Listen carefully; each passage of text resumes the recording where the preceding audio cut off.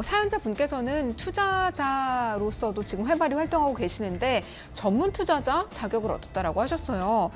투자자에도 이렇게 종류가 있는 건지도 궁금하고요. 그럼 P2P 투자에서는 어떻게 이런 전문 투자자의 자격을 받을 수 있는지도 한번 알아보면 좋을 것 같아요.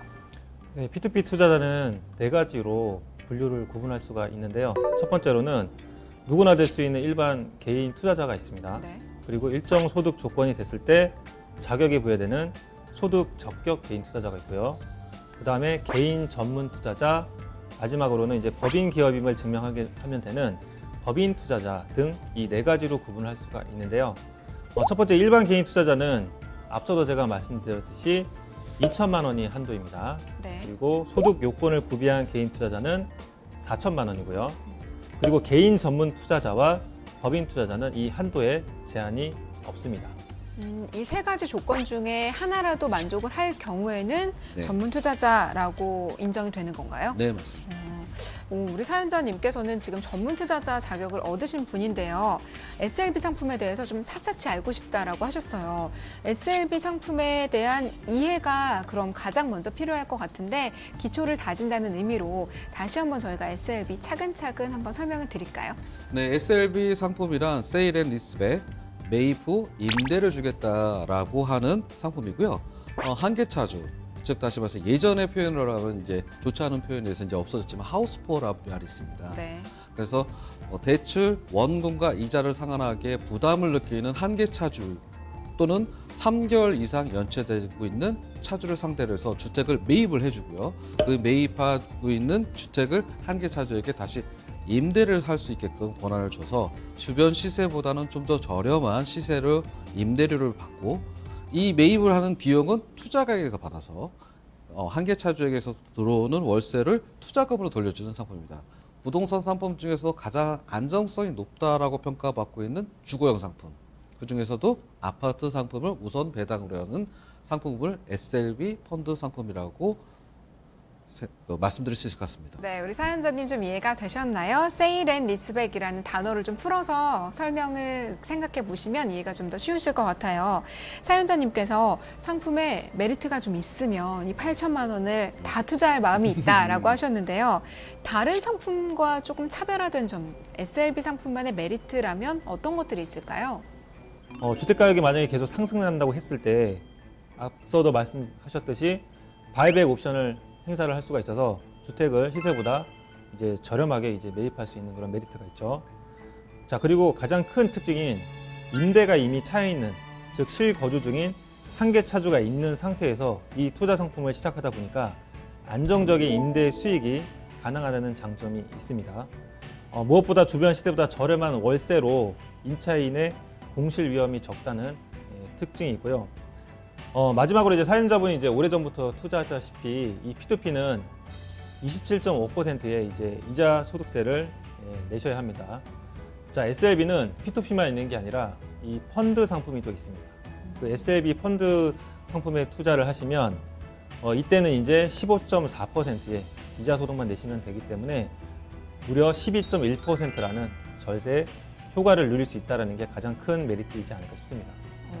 메리트를 세 가지로 정리를 해주셨는데요. 사연자분의 귀가 좀 솔깃해지셨을 것 같아요. SLB가 이렇게 장점이 많은 상품인데 그것에 비해서 정보가 좀 많이 없는 편이라고 사연자님께서도 말씀하셨어요. 저도 사실은 공부하려고 좀 찾아보면 개인보다는 기업에 관련된 투자들에 대한 게 많이 나오더라고요. 스케일이 다르다 보니까 이게 그러면 개인 투자자로서는 좀 적합하지 않은 상품이 아닐까 하는 걱정이 들더라고요. 왜 그런 건가요, 대표님? 네, SLB 상품은 기업의 관점과 그리고 개인의 관점으로 두 가지로 검토해 볼 수 있을 것 같아요. 기업에서 관점으로 봤을 때 가장 중요한 건 자산의 유동화 관점이 있습니다. 자산의 유동화란 뭐냐면 정체되고 있는 부동산에 고여 있는 현금을 다시 매각을 통해서 기업에 들어올 수 있다는 겁니다. 다시 말해서 현금으로 사업의 본연에 충실을 할 수 있다. 그리고 약정 기간이 지나고 나면 그 부동산을 매입을 함으로 인해서 사용할 수 있다. 이런 사례들이 이제 아마 본사 사옥을 매각을 하고 다시 SLB 상품으로 다시 재매입하는 사례들을 아마 검색을 해보시면 많이 보실 수 있을 것 같고요. 개인적 관점으로 보시면 개인의 관점에서 SLB 상품을 보면 기존의 과거 사례가 많이 없는 건 정부기관에서 주도했고 몇몇 금융기관에서 주도했는데 조건이 굉장히 까다로워서 실제적으로 적용된 사례가 그렇게 많이 있지 않았기 때문에 그런 사례를 검색하시기가 힘들었을 겁니다.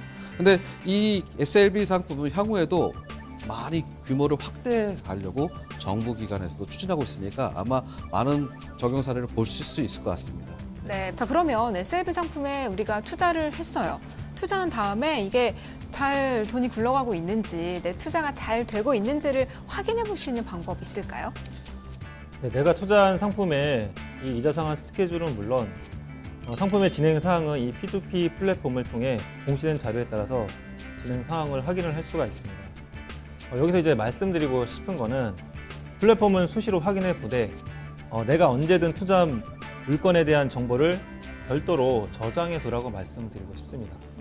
즉 언제든 확인할 수 있도록 이 투자 상품과 관련된 내용들, 예를 들면 내가 원리금을 얼마를 받는지, 등기부 등본이라든지 이런 파일들을 투자 일지로 작성해서 수시로 확인해 보시고 플랫폼에 업데이트된 자료와 비교해서 차후에 물을 위험을 최소화하자.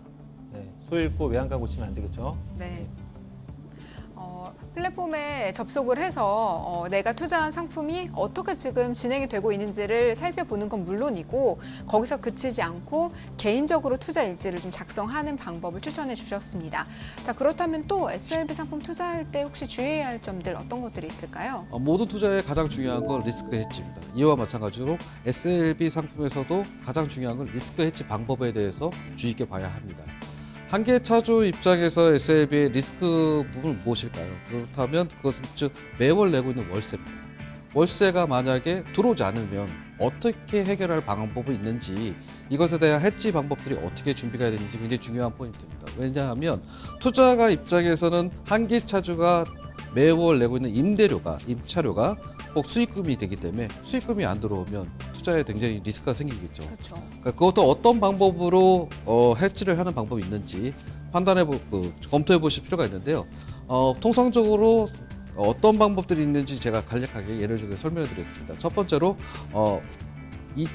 월세가 정상적으로 납부가 안 되고 있다. 그러면 우리가 보통 어떻게 합니까? 보증금에서. 그 보증금에서 차감할 수도 있겠지만 연체료가 먼저 나가겠죠. 네. 우리가 이제 보통 카드나 뭐 이런 걸 사용했을 때도 제대로 그 정상적인 납부 날짜에 안 납부하면 연체료가 발생합니다. 네.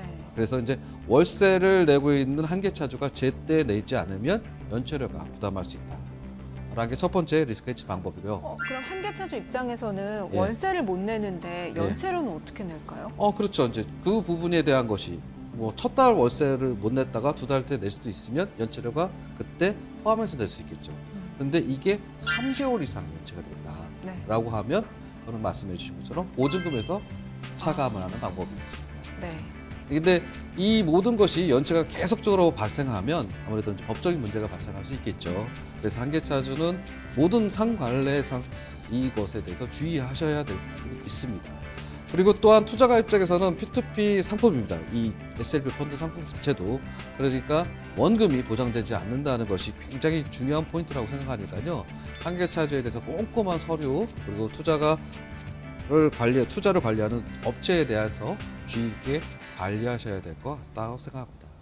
네, SLB 상품 투자할 때 주의해야 할 점들 여러 가지 한번 살펴봤습니다. 일단 가장 중요한 건요, P2P 투자이기 때문에 원금이 보장되지 않는다는 점 항상 기억하셔야겠고요. 그렇기 때문에 P2P 업체 선정이 더욱더 중요할 것 같습니다.